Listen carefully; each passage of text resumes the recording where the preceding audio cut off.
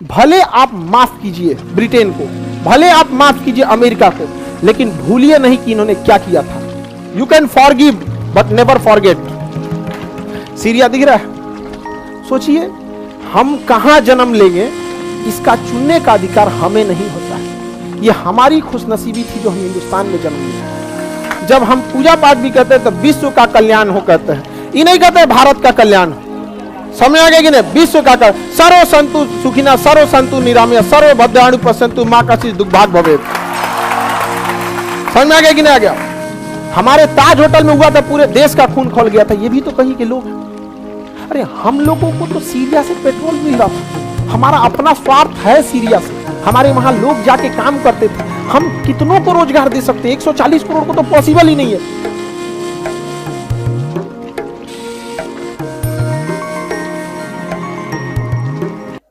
ये सीरिया, या हमारे यहां से लाखों लोग काम करते हैं। ये देखिए सिविल वार है, एगो आदमी खड़ा होकर बंदूक लेके देगा, इसके कंधे पे देखिएगा बंदूक है। अब यो चोटा शांत नहीं है, अभी मारा। इसी में कुछ कुछ लोग रहते हैं जहां तहां से विदेशी लोग खाना वाना भेजते हैं, यूएनओ को पैसा देते हैं, वो ब्रेड बिस्कुट खरीदता है, देता है इसे। ये सीरिया है, बर्बाद हो गया सीरिया। क्यों? क्योंकि इसने रसिया का साथ दिया था और अमेरिका ने शीत युद्ध के चक्कर में अमेरिका के फेवर में रहेंगे कि रसिया के फेवर में रहेंगे। बर्बाद हो गया। याद रखिएगा, आजादी के बाद चाहे जितने प्रधानमंत्री आए हैं, सब में एक चीज अच्छी थी, वो गुट निरपेक्ष फॉलो करते रहे। हम किसी गुट में नहीं आएंगे, वरना ये शकल हमारी भी हो गई रहती। समझ में आए ना? और जब इंदिरा गांधी थी ना, तो उन्होंने ठान लिया था कि परमाणु बम बनाएंगे, चाहे हम भूखे रह जाए। परमाणु बम बनाई उन्होंने, पहला परमाणु परीक्षण भी किया उन्होंने। उसके बाद डेथ ही हो गया। फिर राजीव गांधी आए, राजीव गांधी का भी डेथ हो गया। फिर स्टेबिलिटी नहीं रही, अटल बिहारी वाजपेयी है। नसीब अच्छा कि उसी समय एपीजे अब्दुल कलाम मिल गए। खुला छूट, दोनों की विचारधारा सेम। समझ में आ गया कि नहीं? दोनों की विचारधारा सेम। दोनों कह दिए से कि जो परमाणु कार्यक्रम रुका हुआ है ना, उसको हम पूरा करेंगे। लेकिन यह खबर किसी को जाना नहीं चाहिए। अब्दुल कलाम ने कहा कि यह खबर जाना नहीं चाहिए। अटल बिहारी वाजपेयी ने कहा कि जाएगा कैसे, हम दोनों कुंवारे हैं, ये खबर लीक होगी कैसे, हम दोनों नहीं। औरत लड़की लोग बताते, आदमी सब बहुत बहुत राज ऐसा ऐसा छुपा लेता है, अपने आप से छुपा लेता है। लड़की लोग से नहीं छुप पाता है। डिप्लोमेसी आप लोग में थोड़ी सी कम होती है। लड़की सब सबको बता करती, बताना नहीं किसी को। कितना बढ़िया रहेगी, किसी सहेली से 2-3 महीना बतियाएगी, खूब घुल मिल के बताई देगी। तुमको एक राज का बात बताते हैं, किसी को बताना नहीं। ले हो, लाइफ में आप सब याद रखिएगा, खास दोस्त को भी राज का बात नहीं बताइएगा, क्योंकि उस खास दोस्त का भी कोई ना कोई खास दोस्त होता है। खास से खास होते हो तो बेखास हो जाता है। सीरिया दिख रहा है? सोचिए हम कहां जन्म लेंगे इसका चुनने का अधिकार हमें नहीं होता है। यह हमारी खुशनसीबी थी जो हम हिंदुस्तान में जन्म लिए। अब ऐसा भी तो हो सकता था कि हम लोगों में से किसी का जन्म सीरिया में हुआ रहता, वहां जन्म लेने वाले का क्या अधिकार है? हम इसलिए कह रहे हैं कि हमारी संस्कृति ने सिखाया है वसुधैव कुटुंबकम। समझ आ गया? जब हम पूजा पाठ भी करते हैं तो विश्व का कल्याण हो कहते हैं, ये नहीं कहते भारत का कल्याण हो।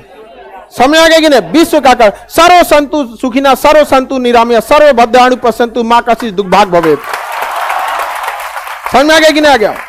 हम लोग ये पढ़ते हैं कि नहीं पढ़ते रहे? सभी खुशी रहे। क्या ये हमारी पृथ्वी है?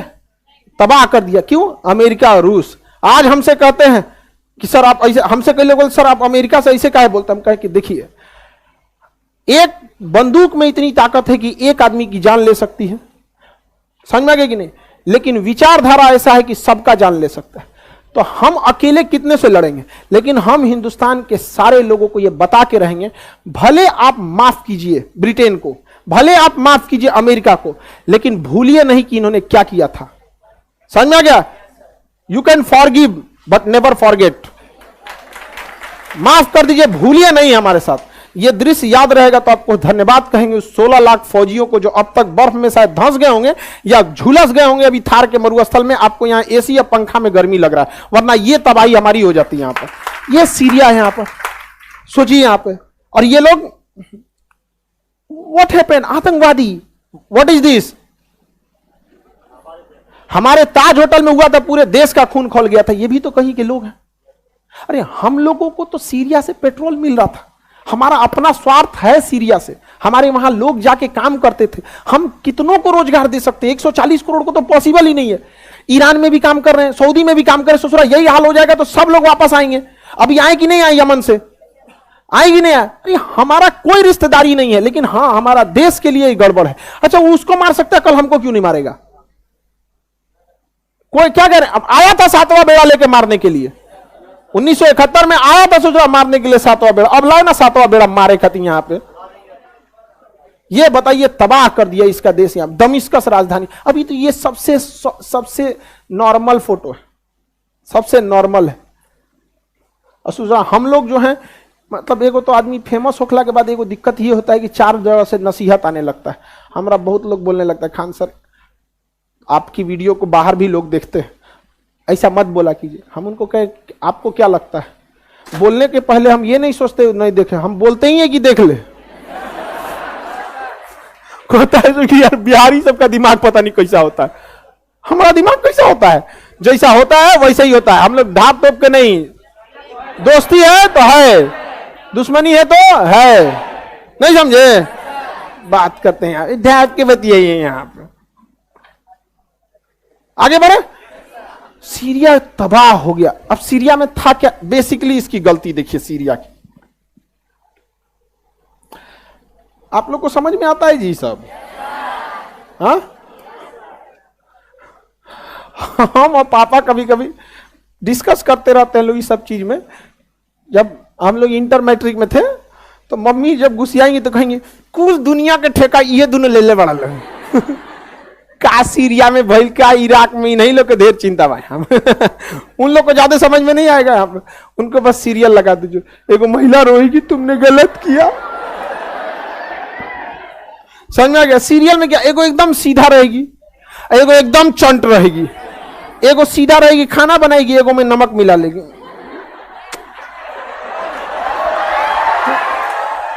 यही सब दिखाई करता है उसमें। अब 2 साल तक दोनों में झगड़ा होगा, बाद में जो एकदम चंट रहेगी वो किसी मुसीबत में फंसी रहेगी, और ये जो सीधा रहेगी उसकी आके मुसीबत से निकाल देगी। फिर उसका हृदय परिवर्तन होगा अशोक की तरह, फिर दोनों मिल जाएंगे, सीरियल कहानी खत्म होगा, तले को दूसरा मार चालू हो जाएगा, नया सीरियल। हाँ समझ में आ गया कि नहीं? और इसमें पिसाता है बेचारा का हस्बैंड। देखिए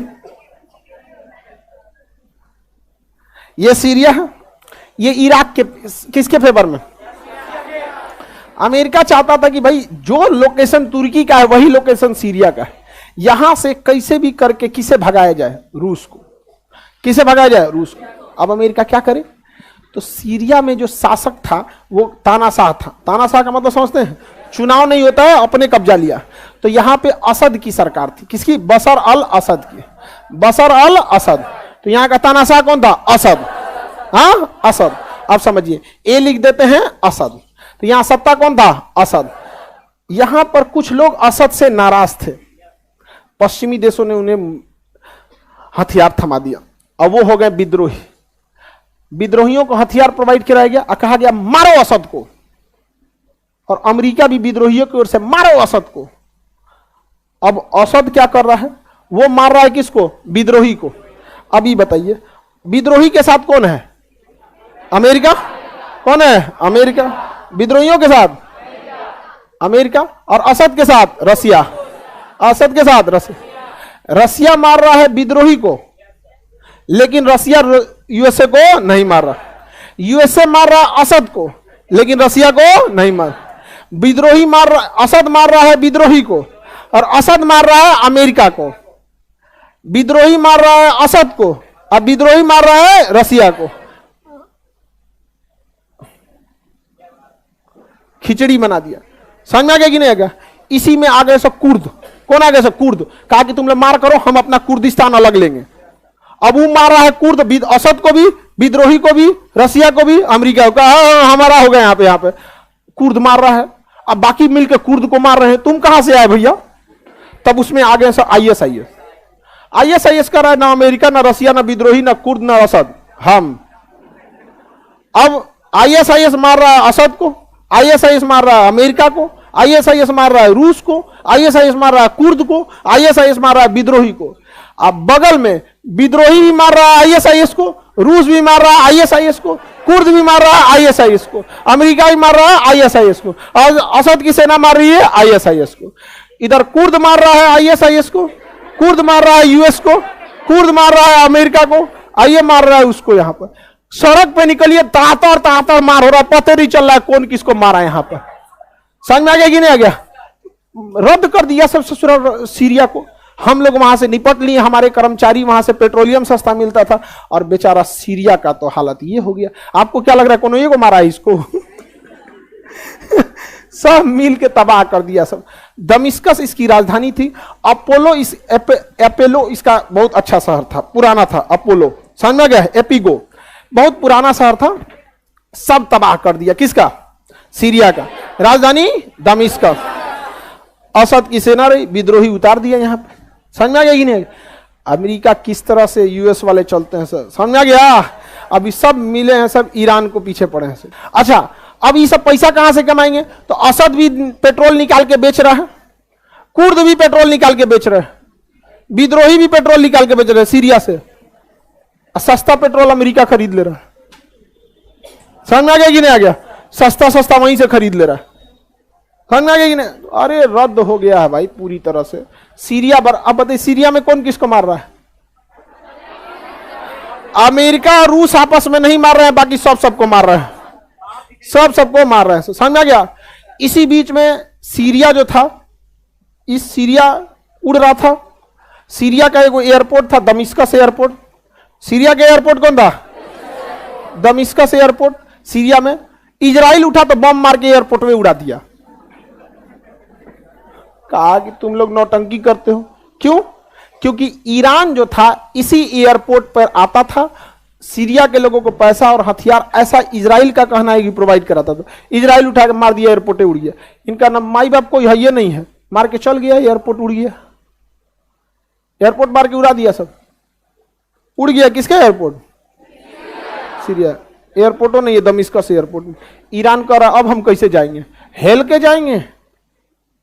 समझ में गया? इराक से जाएंगे। इराक में आईएसआईएस वाले हैं सब, आइए है शिया, ये है सुन्नी।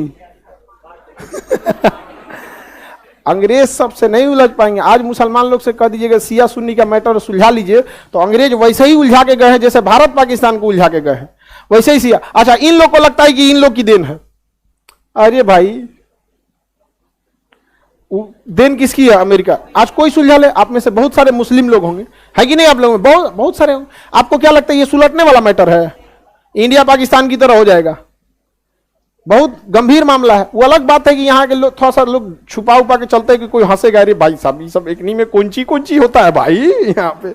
समझ आया? अंग्रेज सब तो ऐसा इलाज करा के गए ना कि पते नहीं चलेगा छुटकारा किधर से पाना है, और अंग्रेज सब एकवट जाते हैं, सब वो एक सर में हो जाते हैं। तो हम लोग को किस साइड में रहना है? गुट निरपेक्ष। क्या रहना है? गुट निरपेक्ष।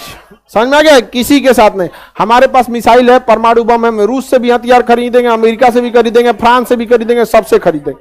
समझ में आ गया? और लगले अपना भी बनाएंगे।